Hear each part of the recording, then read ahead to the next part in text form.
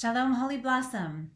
There's a link below that will lead you to an opportunity to send a little video clip of your own, where you can send simple Chag Sameach wishes to fellow congregants, or you might want to share an answer to the trigger question of what has this year taught you about freedom? So I want to encourage you, don't be shy. Send a little smiley face. You could hold up a Chag Sameach sign. You could hold up maybe a ritual object that you're going to put on your Seder plate and tell us about it. Maybe it's a family heirloom. Maybe there's a recipe you'd like to share for some kosher LePesach goodies. Whatever it might be, send some good cheer, and we're going to string together these videos in a creative way to share with the congregation throughout the upcoming holiday. Some 500 people gathered right here in my dining room last year, maybe you were among them, for the Seder, the first online Seder. Who could imagine such a thing? At the time, it was brand new and we didn't know exactly how to do it, but it came together beautifully, actually, thanks to you. And we're going to try it again this year. You're almost welcome. Just pre-register. That's all we ask. And we'll use a new Haggadah. We'll mix it up a little bit, but all the traditional elements will be there. And so we can fulfill the mitzvah of the Seder together. Last year, one of the guests was none other than Mayor Tory. And he brought his own Seder plate and greetings to the Holy Blossom community. He'll be joining us again this year.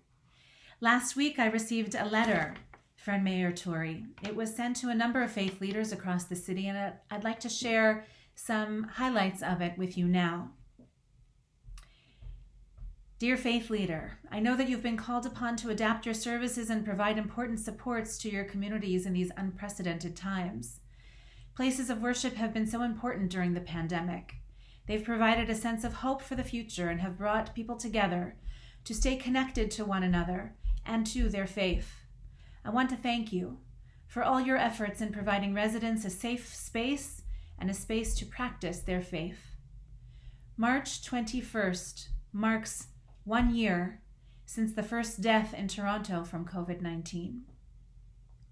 To commemorate this solemn anniversary, the city is planning several ways to remember and mourn and honor. I'm reaching out to you in hopes that you will encourage your community to pause and remember those who have passed away in accordance with your own customs and your faith. I wish to invite all Torontonians to participate in their own way by using the power of light. Residents can turn on a porch light, a balcony light, or place a light in the window on the evening of March 21st, in remembrance of those whose lives have been lost as a result of the virus. My hope is that Toronto will be lit up on Sunday, March 21st, to show support and solidarity to the family and friends of those whose lives have been lost. There is hope in our city. Now that all the hospitals and healthcare partners and Toronto Public Health work to administer the vaccines, I'm confident that more will be coming very soon. We all hope to return to gathering, to our communities, to our places of worship, and with each other when it is safe to do so. That time will come. So best wishes for your continued health and safety, and thank you for the important support you provide to our communities each and every day. That little light, that ritual that Mayor Tory has dreamt up for Sunday, March 21st, reminds me of the symbol of the Pesach.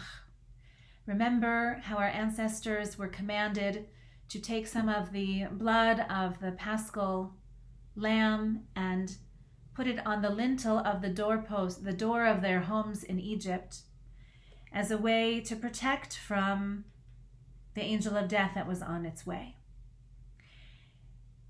Similarly, that light now at the front porch or in the window or on the balcony will acknowledge that the angel of death has already swept through our neighborhoods, our city, our country, our world. Whether our household has been touched by this plague directly, or if we've been lucky enough to be passed over so far, We have all been affected, there's no doubt. We have been struck with fear and with loss. So let this little light stand for at least 3 things. 1, as a testimonial to all that we have endured. 2, as an expression of gratitude to all those who have put their own lives at risk for the well-being of others.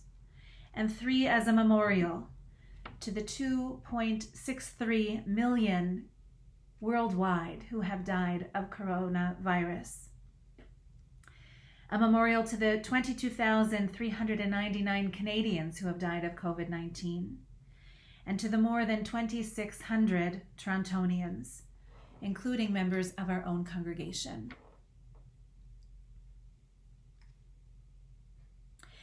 I look forward to seeing this city lit up. We know what a little light can do. We know from Hanukkah what a few lights in the window can do to provide uplift and to trigger memory.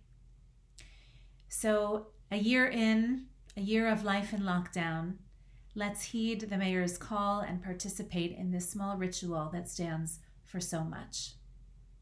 Shabbat Shalom, everyone. I hope you are getting ready for Pesach and for all the uplift and the joy and the freedom that it will stand for. This year, just like every year. Shabbat Shalom.